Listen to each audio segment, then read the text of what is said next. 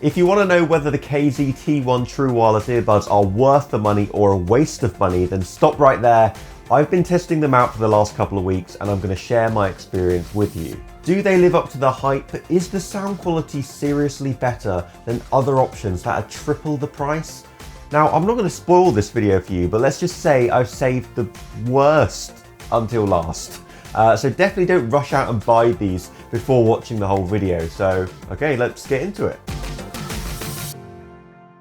I've heard some great things about the KZ-T1 True Wireless earbuds, and on paper, they promised a lot for their modest price point. But what caught my eye most of all is that they have a dynamic driver and a balanced armature driver in each earbud, so the sound quality should be top tier, though it is hard to believe when these are retailing for just 40 bucks. Well, I guess we'll just have to get started and open the box and find out if that's true or not. In terms of the things I'd like to see from the T1s at this price point, Bluetooth 5.0 and touch controls are a great start, and well, that's it.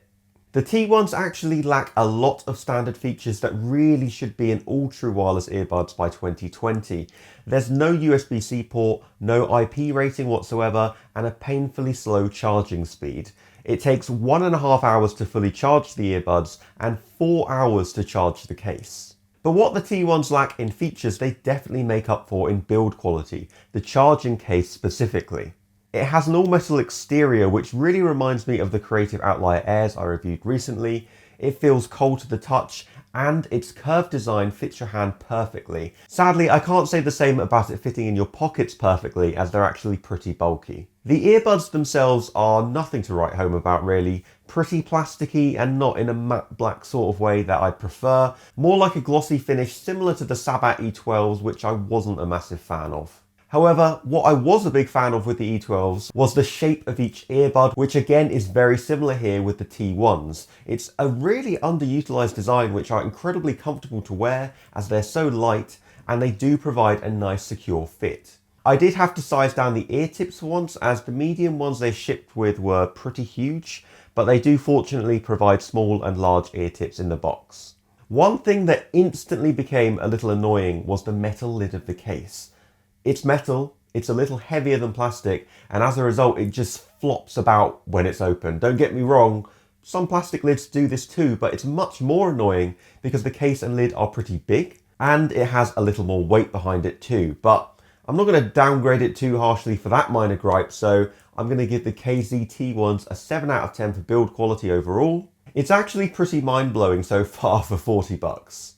So that's the unboxing and first impressions, but what are they like to use every day for 2 weeks straight? Well, welcome to the test run section of this review, where I'll be reviewing and rating the KZ-T1s in terms of battery life, audiovisual lag, microphone and sound quality, then giving you guys my brutally honest final take. So let's start with that ever important battery life. Battery life is actually a little underwhelming at 3 hours playback in one sitting, but it is brought back around by the somewhat beastly 900 mAh charging case. But despite rocking a larger capacity battery in that charging case, battery life is actually a little underwhelming at 3 hours playback in one sitting, but it is brought back around somewhat by the beastly 900 mAh charging case. But despite having a larger capacity charging case than 80% of true wireless earbuds out there, that somehow still only equates to an additional 20 hours playback. Given the size of the case physically, I'd actually expect a lot more than that, which potentially just goes to show how inefficient they are power-wise. So with all that considered, with the slow charging speeds I mentioned earlier taken into account too, it's going to be a 6 out of 10 for battery life for the KZ-T1s. Okay, but not great. In terms of fit, I have to say these are some of the best fitting budget true wireless earbuds I've tried to date. They're light so they don't feel like they're constantly going to fall out. And best of all, the shape is designed to fit in your ears without actually touching the sides of your ears, so they barely feel like you've got anything in at all. As I said earlier, make sure you're using the correct ear tips because they do rely on a nice secure seal to stay in place. If each earbud was a little bit slimmer, then they'd be perfect, but still I'm going to give these an 8 out of 10 for fit overall. Okay, let's listen to the microphone quality of the KZ-T1s. How does it sound? Let me know your thoughts in the comments below. In all honesty, it's actually one of the worst microphones I've heard in a long time. Feel free to disagree with me if you think otherwise in the comments. Let's test it with a little bit of background noise too. And as you can probably hear, it doesn't pick up too much background noise, which is quite surprising actually, but overall, it's not great. I'm sadly going to have to give the microphone quality a 3 out of 10 as it lacks clarity massively, and it will probably be even worse on an actual phone call where quality is generally lower anyway. Here's the big one though, it's time for sound quality. So let's take a listen to a couple of audio samples. So it would probably be best if you get your own earphones or headphones on and let me know in the comments what you think.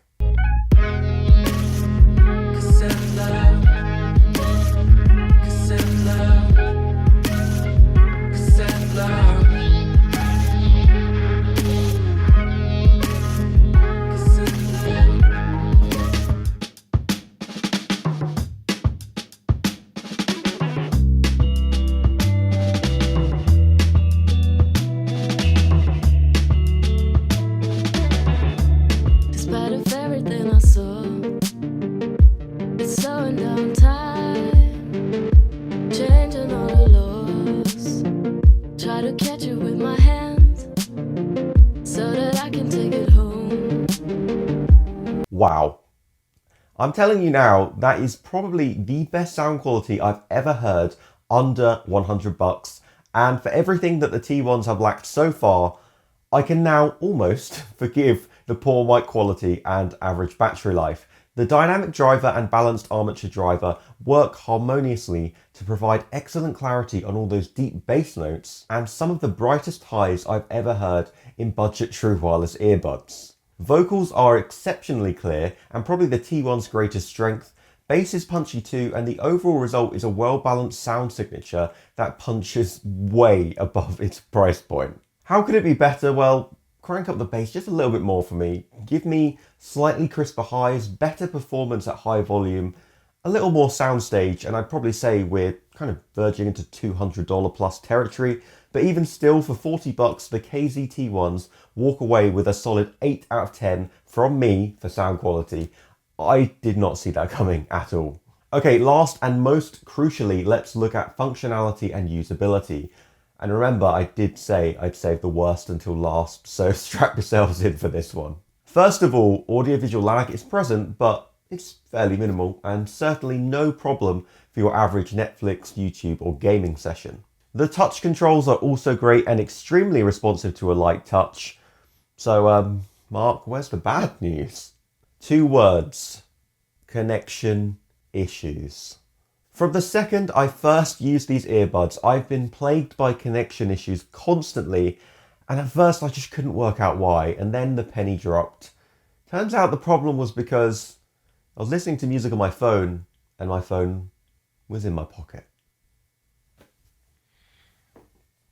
Yep, that's all it took to cause the right earbud to lose connection on them every single time I had them in my pocket. It would do it intermittently on and off, not all the time, but then whenever I had my phone on my desk, no problems at all.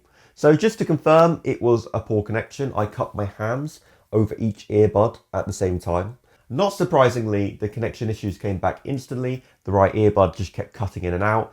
And I'm sorry to the KZT1s, well, sorry not sorry, but that is a massive deal breaker.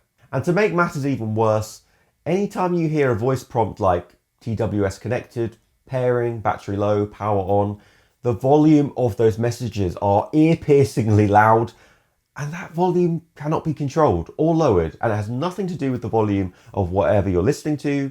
And I'm not over-exaggerating here, it is loud enough to literally make me pull a pained expression in public, and I have no idea how anyone could ever tolerate it. I have no idea how that even got released and sold. And for that reason, I've got to give the KZT1s a brutal 2 out of 10 for functionality, because as far as I'm concerned, that's the end of the road for me and these earbuds. Thank you, bye, see you never again, hopefully. So overall, the KZT1s achieved a 34 out of a possible 60, which probably makes them seem pretty average, but in reality, it's pretty extreme. On the one hand, you've got unreal sound quality, and on the other hand, you're plagued by connection issues, deafening status messages, and poor microphone quality. So that just leaves me with one question: is the sound quality worth putting up with those issues? No, it is not. I would not recommend buying these at all. It's kind of like buying a car with a great engine, but sometimes the engine just cuts out when it rains. Also, the car's got Alexa built into it, but she screams every response directly into your eardrums.